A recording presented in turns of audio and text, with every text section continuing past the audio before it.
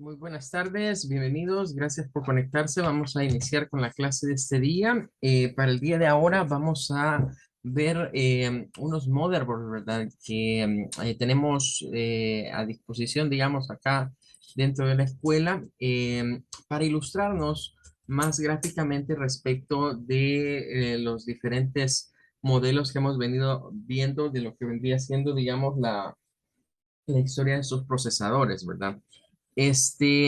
Voy a compartir uno, quizás primero, déjame ver, no, vamos a ver aquí físicamente primero, y luego vamos a ver, digamos, unas imágenes que les he compartido ahí al grupo, ¿verdad? Para que lo puedan apreciar mucho, mucho mejor, ¿verdad? Ya que con la cámara web, pues no se mira, digamos, a la resolución más alta. Bueno, este es un motherboard, diríamos, legendario prácticamente, ¿verdad? Porque ya no vamos es raro, ¿verdad? Es casi una pieza de museo, diríamos, este motherboard que estamos teniendo acá en nuestras manos. Es un motherboard correspondiente a una 386 de AMD, ¿verdad? El microprocesador, de hecho, no era removible, ¿verdad? Es este que estamos viendo por acá. Este de acá, el microprocesador, y no se podía quitar porque ya venía soldado prácticamente a la placa base. Tiene algunos elementos interesantes, entre ellos de sacar acá lo que es el puerto del teclado. Es el único puerto, digamos, que era en este tipo de motherboard. No había otro puerto que viniese en la placa. Si queríamos puerto serial, puerto paralelo o algún otro tipo de puertos, había que tener una tarjeta, ¿verdad? E incorporarlo aquí en uno de estos slots, slot tipo ISA, ¿verdad? Que eran el estándar en el cual se distribuían las tarjetas en aquel tiempo. Otra cosa interesante es que esto que vemos acá, ¿verdad? Este como tambito azul, ¿verdad? Es una batería. Es la batería que proveía de voltaje al CMOS, que de hecho diríamos esta era el gran problema de estos motherboards, ¿verdad? Incluso este sufrió, digamos, ese tipo de inconvenientes, y es que esas baterías, al contener líquido, ¿verdad? Por ser prácticamente como una batería de compuesto alcalino, con el paso del tiempo se derraman, ¿verdad? Comienza a salírseles el líquido y pues dañaron, digamos, esta placa base, ¿verdad? En toda esta zona podemos ver que hay un daño por el ácido que se rebalsó, ¿verdad? De esta batería. Por eso después fueron reemplazadas por las baterías como las de un reloj, ¿verdad? Las baterías de litio, porque era muy frecuente que se diera ese tipo de problemas. Acá encontramos el BIOS, ¿verdad? Esta plaquita que está acá era el BIOS de este tipo de motherboards, y estos acá traían su área para la incorporación de memorias, que en estas eran memorias que durante un tiempo se les llamaban SIM, ¿verdad? Pero de la primera generación de SIM, ¿verdad? Que eran memorias que se quitaban, ¿verdad? Así como inclinaditas, y se sacaba pues el módulo de memoria. Estas pues no tenían mucho, ¿verdad? Era una memoria pues bastante reducida, unos cuantos kilobytes se lograban con estas. Habían quizás las más grandes que venían para esos motherboards, eran como de un mega, o sea, 4 megas era, digamos, lo que podíamos encontrar, digamos, acá, ¿verdad? Veamos, tiene también lo que vendría siendo, bueno, este sería el conector de energía, ¿verdad? Para lo que es una fuente AT. Y acá, este espacio que vemos aquí era para incorporar el famoso coprocesador, ¿verdad? Si quería agregarle el coprocesador para que trabajase un poquito más rápido, ¿verdad? Ese se vendía por aparte y se podía colocar en esta zona. Eh, Como les decía, es un motherboard que a medida si yo quería más cosas en este motherboard, por ejemplo, acá no había interfaz para conectar discos duros ni disqueteras que estuviera incorporada, digamos, en la placa base, sino que había que comprar la parte, era una tarjeta, ¿verdad? Una tarjeta de driver se le llamaba en ese tiempo, Y ahí estaba, pues, para conectar las disqueteras que se usaban en ese entonces y discos duros, y había que para esa generación de máquinas era digamos, un lujo tener un disco duro, ¿verdad? En ese tipo de computadoras. Para verlo más en detalle, ¿verdad? Aquí les decía, les he compartido unas fotografías, ¿verdad? Este vendría siendo este motherboard, ¿verdad? Ahí lo estamos viendo. Aquí identificaríamos pues claramente el microprocesador, ¿verdad? Que es este que está acá. No era un encapsulado todavía tipo PGA, ¿verdad? Era un tipo de encapsulado, tampoco era de doble línea, ¿verdad? Era un encapsulado, digamos, como de un chip alrededor, ¿verdad? De lo que vendría siendo la placa base, ¿verdad? Un montaje superficial, diríamos, es este tipo de microprocesador, ¿verdad? Que iba soldado acá, acá, acá y acá.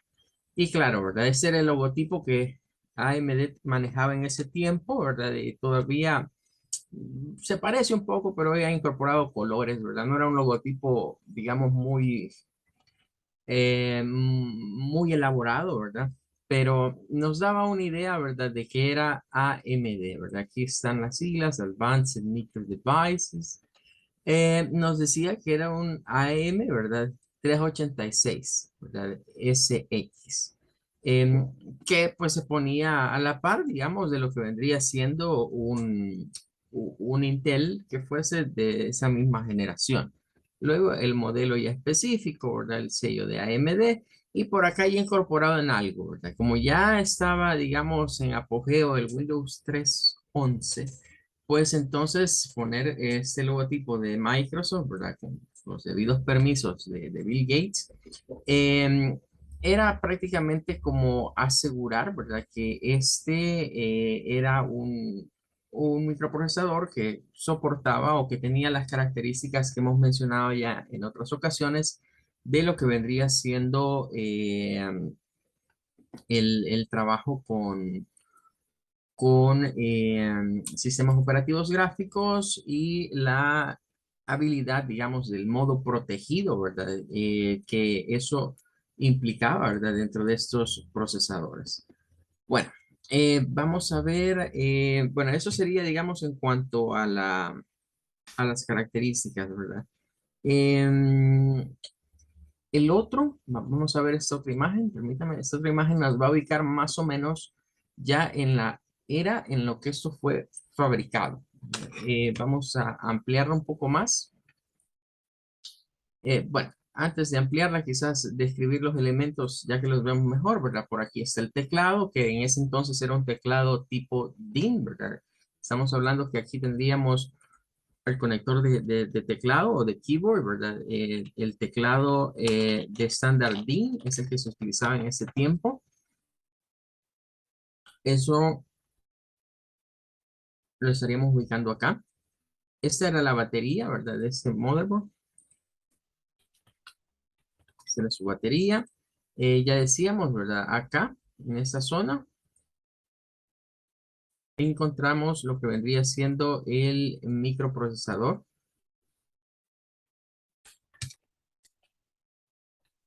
El microprocesador que ya explicamos era un 386. Eh, Luego, esta parte de acá, ¿verdad? Propiamente esta zona de acá serían los slots de memoria RAM. Encontraríamos lo que vendría siendo la memoria RAM. Les decía, ¿verdad? Es por acá. Acá tendríamos lo que es el coprocesador. Eso no era necesario tener un coprocesador para que el motherboard funcionara, ¿verdad? Es un aditamento nada más. Era un aditamento en ese tiempo. Eso del coprocesador. Esta cuestión del coprocesador es casi el mismo cuento que tuvieron muchas consolas de videojuegos en ese tiempo, ¿verdad?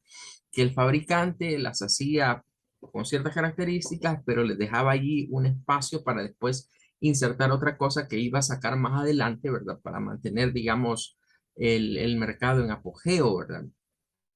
Llámese, por ejemplo, Nintendo, ¿verdad? Hizo mucho eso en sus diferentes generaciones de Nintendo, ¿verdad? De dejar un espacio allí donde se incorporaba un elemento adicional, ¿verdad? Que no era necesario para jugar, pero si uno quería tener más prestaciones o los juegos que ya venían de nueva generación, pues se hacía sumamente necesario. Y acá, ¿verdad? En esta zona, pues encontramos lo que vendría siendo propiamente ya el BIOS, ¿verdad? De la máquina. Este es el BIOS de esa computadora. Que todos estos son encapsulados de doble línea, ¿verdad? Esos otros chips que observamos por acá. Y los slots, ¿verdad? Aquí encontraríamos incluso el reloj de cuarzo, ¿verdad? Que le sirve a la máquina para funcionar, ¿verdad? Acá, reloj de cuarzo. Eh, y unos chips más, ¿verdad? Que tendrían funciones más específicas, algunas resistencias, unos cuantos transistores, y lo que llamábamos, ¿verdad? Los slots de expansión, que es para poner en estas tarjetas. Bueno, eso era básicamente, digamos, este motherboard, ¿verdad? No tenía mayor cosa, ¿verdad? Ah, y la conexión de energía de AT que decíamos. Ahora, quiero que nos concentremos quizás un poquito más en estos detalles de por acá, ¿verdad? Aquí encontramos el BIOS, ¿verdad? Y el BIOS tiene una información interesante. En primer lugar, nos dice la fecha de fabricación del BIOS y por ende de fabricación de todo lo que estamos viendo acá.